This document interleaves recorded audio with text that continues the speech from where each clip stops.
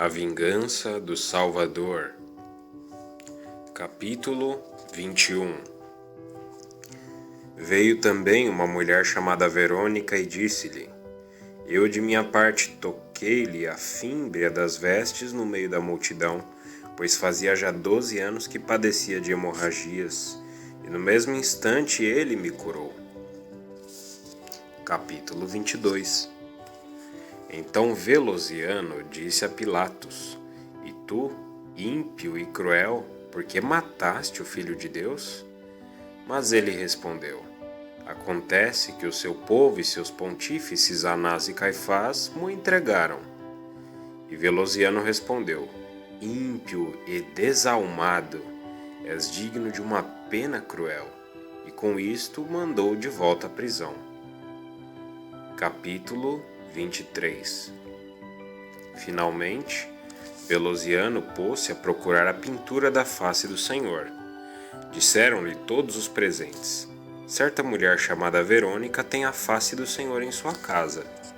Imediatamente ordenou que ela fosse levada diante dele e disse-lhe: Tu tens em casa a face do Senhor? Mas ele disse que não. Então Velosiano ordenou que a torturassem até que ela mostrasse a face do Senhor.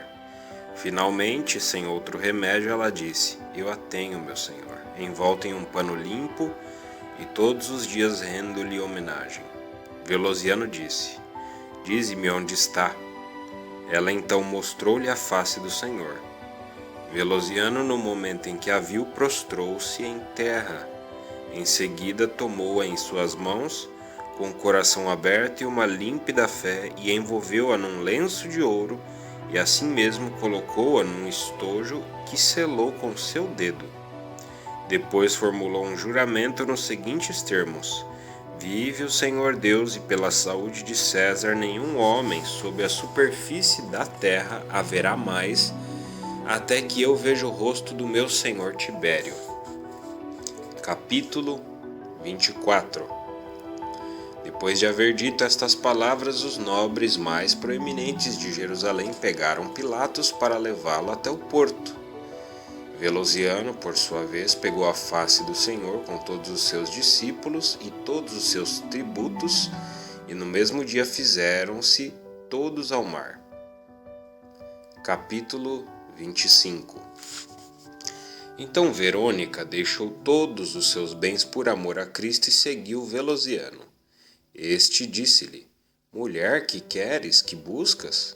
Ela respondeu: Eu busco a face de nosso Senhor Jesus Cristo, que me iluminou, não por seus méritos, senão por sua santa piedade. Devolve-me a face de meu Senhor Jesus Cristo, pois estou morrendo por este piedoso anseio.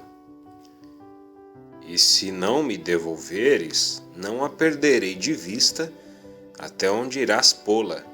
E saiba que eu, miserável como ninguém, servi-lo-ei todos os dias da minha vida, pois estou persuadida de que meu Redentor em pessoa vive para sempre. Capítulo 26. Então Velosiano mandou que Verônica fosse levada consigo até a embarcação. E levantando âncora, empreendeu a navegação em nome do Senhor, e todos fizeram-se ao mar. Mas Tito e Vespasiano subiram até a Judéia para vingar todas as nações daquela terra. E passados os dias, Velosiano chegou a Roma e deixou sua embarcação no rio chamado Tibre, entrando em seguida na cidade. Imediatamente enviou seu mensageiro a Tibério para que ele tomasse conhecimento de sua feliz chegada. Capítulo 27. Quando o imperador ouviu o mensageiro de Velosiano, alegrou-se imensamente e ordenou que visse ter a sua presença. Assim que chegou, falou-lhe: Velosiano, como foi a viagem e o que encontraste na terra da Judéia sobre Cristo e seus discípulos?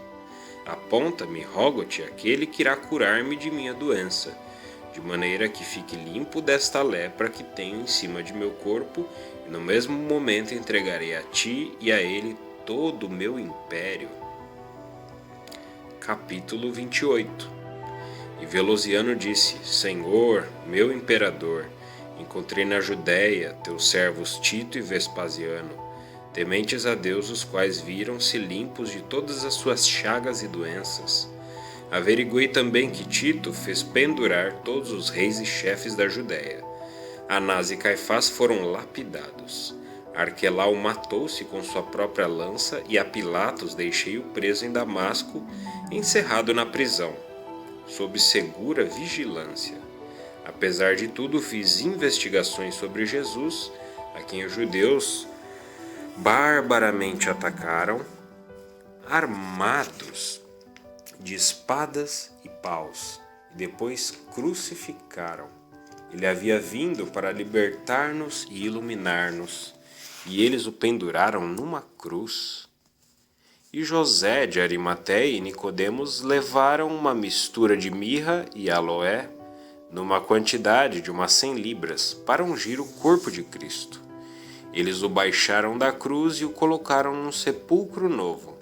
Mas ao terceiro dia, com toda certeza, ressuscitou de entre os mortos e deixou-se ver por seus discípulos com o mesmo corpo com o qual havia nascido. Finalmente, ao final de 40 dias, viram-no subir aos céus. Além disso, Jesus fez muitos outros milagres antes e depois da sua paixão. O primeiro foi transformar a água em vinho. Depois ressuscitou os mortos, limpou os leprosos, deu visão aos cegos, curou os entrevados, exorcizou os demônios, deu audição aos surdos e fala aos mudos. A Lázaro, morto já havia 4 dias, ressuscitou do sepulcro. Verônica, que vinha sofrendo de hemorragias durante 12 anos, curou-se somente ao tocar-lhe as vestes. Capítulo 29. Então agradou ao Senhor nos céus que aquele Filho de Deus, enviado a este mundo como primogênito a ser morto na terra, enviasse um anjo seu, e enviou Tito e Vespasiano, aos quais conheci nesse mesmo lugar onde está o teu trono.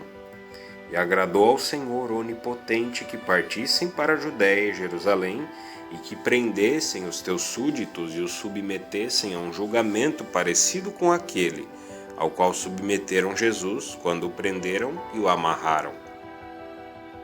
Capítulo 30. E depois Vespasiano disse: Que havemos de fazer com os remanescentes? Tito respondeu: Eles dependuraram nosso Senhor em um madeiro verde e o feriram com uma lança. Penduremo-lhes da mesma forma nós a eles numa madeira seca, e perfuremos seus corpos com uma lança. E assim fizeram. Então Vespasiano disse: E que haveremos de fazer dos remanescentes? Tito respondeu: Eles pegaram a túnica de nosso Senhor Jesus Cristo e dela fizeram 4 partes. Peguemos nós também a eles e dividamo-los em 4 partes, uma para ti, outra para mim, outra para teus homens e uma última para meus servos. E assim fizeram. E Vespasiano disse: Os remanescentes que haveremos de fazer? Tito respondeu: Aqueles judeus venderam nosso Senhor por 30 moedas de prata. Vendamos então nós a 30 deles por uma só moeda.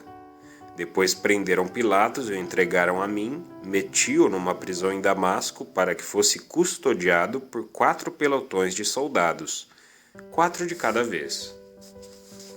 Capítulo 31. Depois fizeram diligentes pesquisas para encontrar a face do Senhor e encontraram uma mulher chamada Verônica que possuía a mencionada efígie. Capítulo 32. Então o imperador Tibério disse a Velosiano: Como a conservas? Este respondeu: Tenho-a envolta numa capa e colocada num pano de ouro.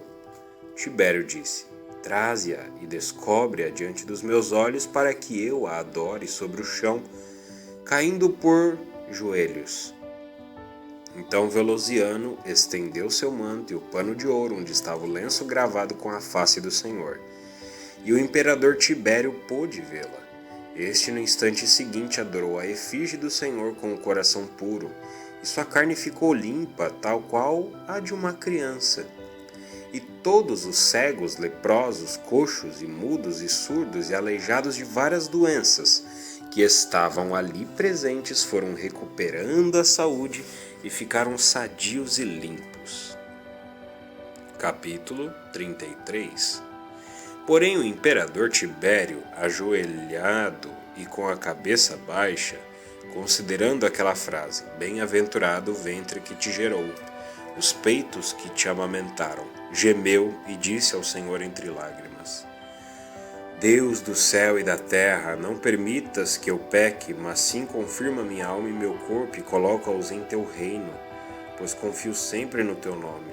Livra-me de todos os males, assim como livraste os 3 meninos do fomo de fogo ardente. Capítulo 34. Depois o imperador Tibério disse a Velociano: Velociano, viste algum daqueles homens que poderiam ter contemplado Cristo? Velociano respondeu: Sim, eu o vi. O imperador acrescentou: E perguntaste como batizavam aos que acreditavam em Cristo? Então Velociano disse: Aqui, meu senhor, temos um dos discípulos do próprio Cristo. Assim, então mandou que chamassem Natã para que viesse à sua presença. E Natã veio e batizou em nome do Pai, e do Filho, e do Espírito Santo. Amém. Depois o imperador Tibério, restabelecido já de todas as doenças, subiu ao seu trono e disse: Bendito, Senhor onipotente e louvável, que me livraste do laço da morte e me limpaste de todas as minhas iniquidades. Pois cometi, ó Senhor, muitos pecados na tua presença e não sou digno de contemplar o teu rosto. Então o imperador Tibério foi completamente instruído sobre todos os artigos da fé. Capítulo 35. Que o mesmo Deus onipotente, que é Rei dos reis e Senhor dos que dominam, proteja-nos em sua fé, defenda-nos, livre-nos de todo mal e perigo, e finalmente digne-se levar-nos até a vida eterna, uma vez terminada a vida temporal, e que seja bendito por todos os séculos dos séculos. Amém.